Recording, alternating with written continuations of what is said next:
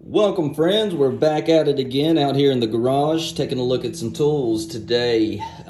Obviously we have some Knipex tools again on the workbench here today. So let's take a look at what we have here and let's see what kind of treat we have. Look at that. It's the Knipex Twin Grip 8201-200 pliers. They're based off of the slip joint pliers that your grandpa or your grandpa's grandpa they've had around since probably the 1800s. But of course, you know, Knipex they put their mark on everything, so they take a traditional tool and kind of make some tweaks to it to make it a little bit better. So let's take a look at what we have. I have another set of slip joint pliers we have here to compare it to. So let's look at some of the differences between the twin grips and just a regular traditional pair of slip joint pliers. So first and foremost, the thing that kind of caught my eye to begin with was the length. So most of the time you're going to be in the 6.5 inch, 5 to 7 inch range. These are 6.5 inch slip joint pliers, and the Knipex, these are much longer. I want to say I believe these are 8 inches long. So you certainly have more leverage whenever you're grabbing a hold of whatever it is you're grabbing a hold of. They're using the same kind of size mechanism that they use with the Cobras with the push button. So it just has just a metal spring here, and there's five different settings that you can change it to, and it uses that same push button design as like the Cobras and the plier wrenches and all that stuff. Whereas traditionally you're just sliding. Now another neat feature with a lot of Knipex tools is normally with pliers, they usually take two pieces and they put them together. And as you can see, they're just one on top of the other. With the Knipex, the design is they have one piece that has an opening and then the other piece slides into it, which in theory is actually supposed to give you a tighter squeeze on whatever it is that you're trying to get a hold of. Which I've found that to be true, so I guess that's a proven theory. Now the next thing is the grips. So with these, I believe these come in the comfort grip, and then they also come in this coarse textured dipped grips. I don't think they come in the smooth dipped grip. So if you like these, I think this is the best thing you can get if you prefer these. Which these do get dirty and kind of hold dirt a little easier because of how porous the grip is. But that's not a big deal to me, to be honest. All right, so the next unique feature, which isn't unique only to the Knipex Twin Grip, also the band pliers have this feature as well. But if you look at the jaws, you can see there's a little like diamond cut out here, and what that's supposed to do is that's supposed to allow you to be able to grip onto the head of a fastener. Like here's the head of a drywall screw, and if we put that in there, you can kind of see how that contours around the head of this screw here and kind of gives you more points of contact versus a traditional pair where you just have 2 points of contact at the top and at the bottom. Now, yes, you can grab it with these, but it's certainly not as secure of a grab per se. And another thing about these is if you look at the engraving in the jaws, so you can see that there's horizontal grooves and there's also vertical grooves. And then if you look further down here, you got your pretty aggressive teeth. And although these teeth at the top are small, they're still definitely very aggressive. And then if you look at these just have the straight horizontal grooves, and that doesn't lend well to attacking a fastener vertically. Now, it certainly is good when you're attacking a fastener horizontally, but what ends up happening is like if you're on the head of a screw, that screw will rod in between those grooves, and you're not going to get as good of a grip on the head of that screw. So obviously Knipex thought about that when they made these, and they put the vertical grooves in this little concaved area.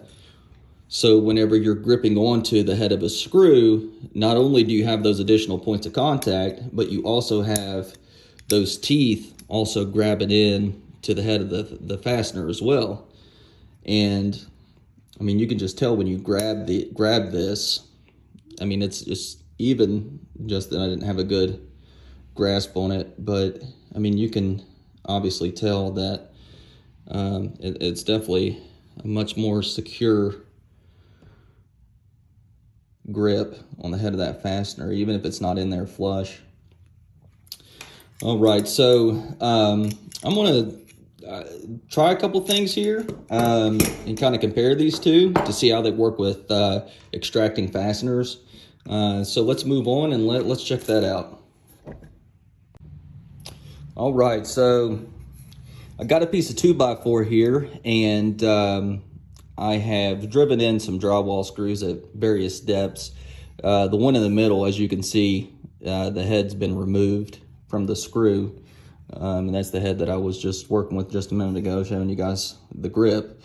This one I drove in just a little proud of flush, and then this one I kind of left out a good little bit. And what I want to do is I'm going to take each one of these and grab these screws and see if I can notice an improvement in the grip and extracting fasteners like this. I'm sure a lot of you guys have run into situations where you're trying to extract a rusty screw and you pop the head off of it, and then you're just left with the shaft. So let's see how the channel locks do here real quick. All right, so I'm just gonna hold it. Yeah, so the channel lock is definitely not having any issues with this one, and especially if you attack it, you know, from a horizontal plane, it's not having any issues at all. Vertically, it's really not having any issues either. You know, I can get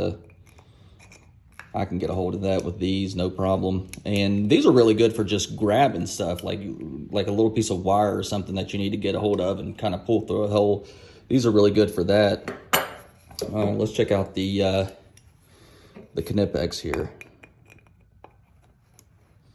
Oh yeah, so right away, the leverage is the big thing that I notice when grabbing these. I don't have to grip these as hard, and I feel like I have a better purchase on the fastener with the twin grips here.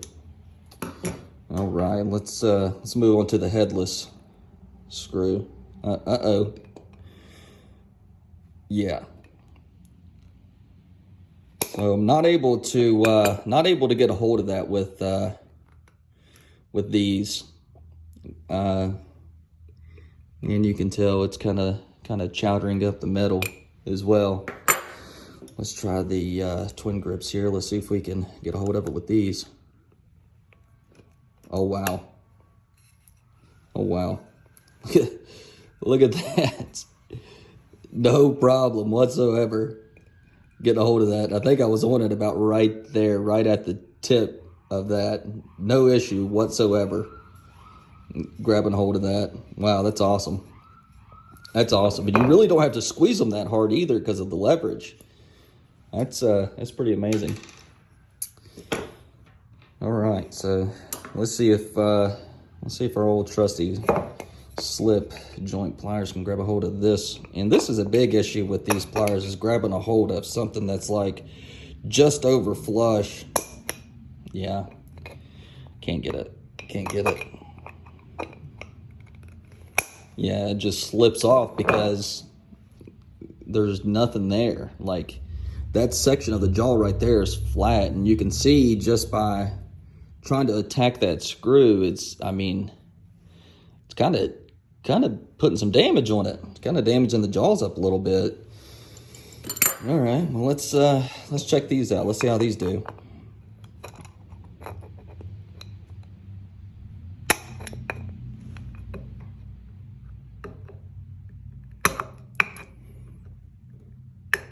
Yep. Yep. Yep. Yeah, I mean, it slipped off of there a couple times, but once I got a hold of it, I mean, no problem at all. And you can see how little of that screw I actually have in these jaws. Wow, that's pretty impressive. That is pretty impressive, guys. All right. So, some final thoughts. The big difference between these and just regular slip joint pliers, outside of the jaw geometry, is the leverage. It's almost effortless whenever you grab a hold of something with these. I mean, you really don't have to squeeze it that hard. The leverage on these is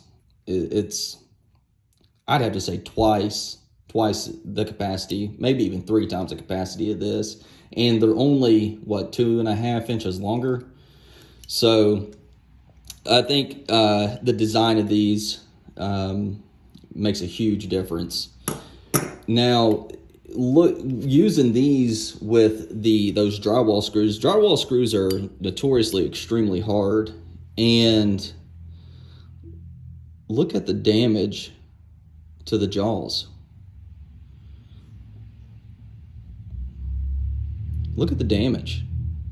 That's insane. That is that drywall screw. It's put hurting on these. Let's check out these real quick.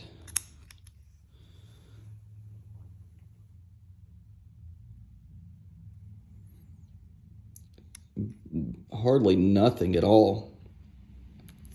Like, yeah, I mean, nothing. No damage at all. No damage whatsoever. So that's a testament of the quality of steel that's used when making these versus these. I mean, since I've been buying Knipex tools lately and comparing them to channel locks, I just get more and more depressed about channel lock. I mean, channel lock has been around for a long time and they're American made, but I mean, to be even a mid-grade or mid-tier type tool, I'm just not real impressed with channel lock these days. I think I don't know. Let me know what you guys, what your all's thoughts on channel lock is these days. If you think they still make quality tools and whatnot. But that's all I have for you today. I appreciate you all stopping by and hanging out. If you have any experience with either these or these, definitely let me know about it in the comments. And I would appreciate a like and subscribe if you got something from the video, and I'll see you guys on the next one. Peace.